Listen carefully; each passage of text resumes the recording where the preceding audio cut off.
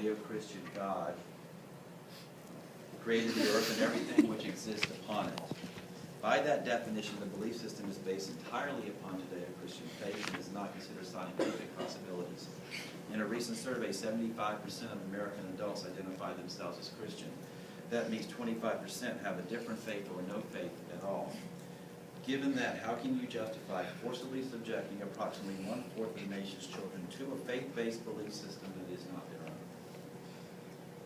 By still teaching creationism along with evolution, they're still being taught along each other, even though one contradicts the other.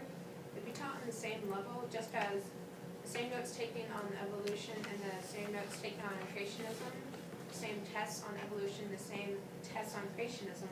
So if the side of the 25% of the nation that believes in evolution is being subjected to creationism in schools, the 75% that supports creationism is still being subjected to evolution in schools.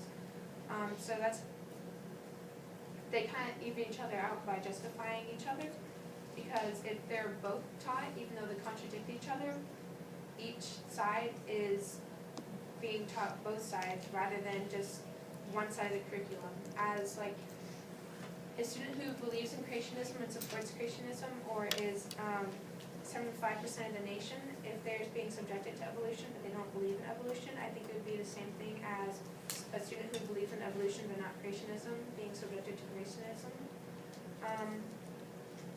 So it kind of evens each other out in a way just by being taught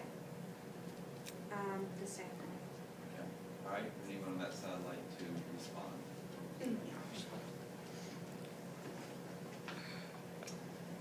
I did want to make a point about what Grace said, about how it sort of evens itself out.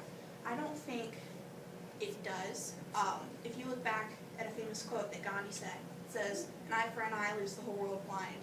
If you're putting one person through something that they don't want to go through, and they decide to strike back and do something to the other person, that doesn't leave you any better than them. So I think if you were to just skip over all this, you wouldn't worry about getting revenge at anybody. You wouldn't worry about trying to even everything out.